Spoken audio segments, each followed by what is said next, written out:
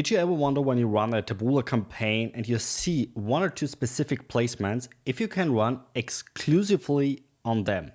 In this video, we will clarify exactly that. Hi everyone, my name is Marcel Sattler. I'm the founder of nativeadvertising.net, your platform about nothing but native advertising. Check out our website. We have a lot of useful resources. And if you're not a subscriber yet of my YouTube channel, hit the subscribe button because we have the largest channel about native ads. But now straight to the topic, straight to the content, which is the question. If I see a list, and this is usually when you run Taboola ads, you enter your realized platform, it's called right now, and then you switch or you click the sites button, then you see an overview like I see here on my screen. And maybe you're wondering, look, if I see this placement here, for example, let me just show you what I mean. Let's say that one here, it looks pretty awesome because I have a conversion for around $14 something, crazy ROAS here too, crazy return on ad spend. And yeah, why not run on just these placements? And why we do still run here, for example, on that one here or that one here. So how can I just run on those kind of placements? Long story short, unfortunately, you can't. And let me explain you a bit why. So first, very important to understand, what you see here is something which is called a managed account. A managed account uses block lists in the background. So usually when you start to run Taboola ads and you create a self-service account, then this is the Taboola kind of sites or publishers and you run everywhere. And unfortunately, not all the traffic converts that well. So there is traffic which I personally like to call kind of garbage traffic because these are mobile publishers, you know, these are like some mobile games, phone games, whatever. So people actually just click on your ad because they want to continue playing their game. They have exactly zero interest in checking out your product or your service. So therefore, it's no point to run on this on the whole publisher list. Instead, what makes sense? It makes sense to run on a smaller circle of ads or of sites, sorry, of publishers.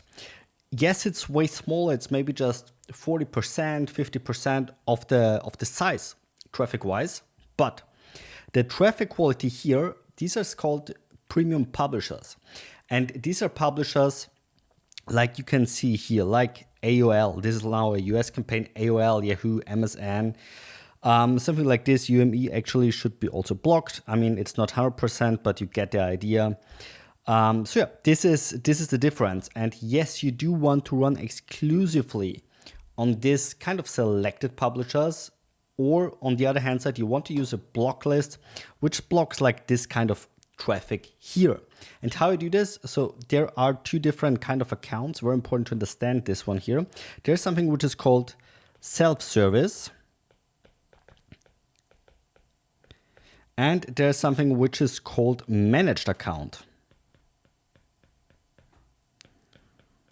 And in the self-service account, the big benefit here is you just set up a credit card, and you are ready to run your Taboola ads within, let's say, 10 minutes. So it's super fast, but negative here is you're unable to use a block list. Long story short, in my opinion, it's no point to run with a self-service account. Again, because you do run on this kind of publisher here, and this traffic will not convert. Doesn't matter which offer you have, this traffic is not going to convert. So you just spend money without any results. Basically, no point. Instead of this, it makes sense to have a self-service account, a managed account, excuse me, where you have a Taboola rep, where you can use a block list. But, and this is the negative side here, this is the downside, the flip side, you need at least 10K per month in order to get this kind of managed services. So you need to sign an IO with them. You need to sign something like an agreement with them where you say, yes, I want to spend around 10 grand per month, and then you get all these services. And this is already the very important point here. So if you are like too small, if you have less than 10 grand per month, available, for example, as a brand owner, then you should really consider if native is a good fit for you right now. Why do I say this? Because native is a scaling channel. So with native, you can, if this is a funnel, native is very cold, very top of the funnel here. And as soon as you crack the code and you can convince someone here through your funnel to make sales of totally cold traffic, then you have a kind of secret formula of printing money. And this is the huge thing. But it's a scaling channel, so it doesn't work on a small scale. Very important to understand. If you just have like $50 per day to spend, don't go with native. Better spend this money at Meta, at whatever, at TikTok, whatever. It's a way better investment than start with native, and don't start with a self-service account. Because again, you will get traffic, definitely. You will get cheap traffic, cheap clicks, definitely. You will definitely not get conversions. But now back to the main question. So let's say you see here this kind of account and sites overview. So what you should do here, and the thing here is what's important to understand is you narrow down the funnel. So these are the sites now, and it's as a marketer, it's your job to narrow it down. So basically you want to toggle off, turn off what's not gonna work. So here in this case, so let's say AOL here doesn't work that well, then you just toggle it off. And this is something you do over a period of a couple of days. Sometimes it takes like 2 to 3 weeks until you get profitable. Very important here too, to understand the way of native until you get actually profitable or at least break even. So when you start broad, as you can see here. It's like a funnel. You start broad and then you need to narrow down the funnel. You need to narrow down the costs. It's not like with Meta that you go broad afterwards. It's exactly vice versa. You start broad and narrow it down. And this narrow down process makes it profitable, because with this at one moment, if here is the break even, then from that moment, you're going to basically earn money, get money. And for this process, again, you need to turn off here, if this is like the button, you need to turn off the sites, but you need to do the same with the ads, for example. If you run multiple marketing angles, you need to assume the same with that one. So you need to narrow it down. And again, be very strict here and turn things off which are not going to work or which didn't work out for you that well.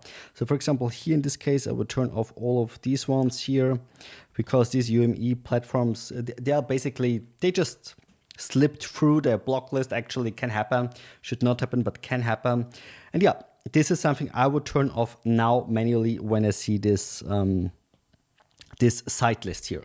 And at one moment you will see, when you do here a good job, at one moment you will see there are a few placements which actually give you a good return on ad spend. And the algorithm, don't worry, will sooner or later focus on that ones. So whenever you want to try something new, you need a new campaign here, because the algorithm will find in your working campaign some placements, some ads which are working pretty good, which are doing a great job. And this is something you can scale up then, because always keep in mind, native ads is a scaling channel. With native ads, you can find your right fit and then you scale it up. This is how native works. Yeah, another thing which I see now here, because a lot of people are asking me about the return on ad spend, the ROAS, what's something you can calculate with. You see, it totally depends here.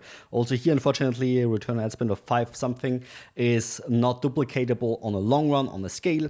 But I would like to say, or I can say pretty confidently, a return on ad spend of 2.5 up to 2.8 is very realistic through the majority of niches and marketing angles and products and services. This, of course, depends a bit on your specific product, specific service, specific kind of marketing approach. And so there are a few components which are kind of influencing it, but these are some rough numbers here I can give you.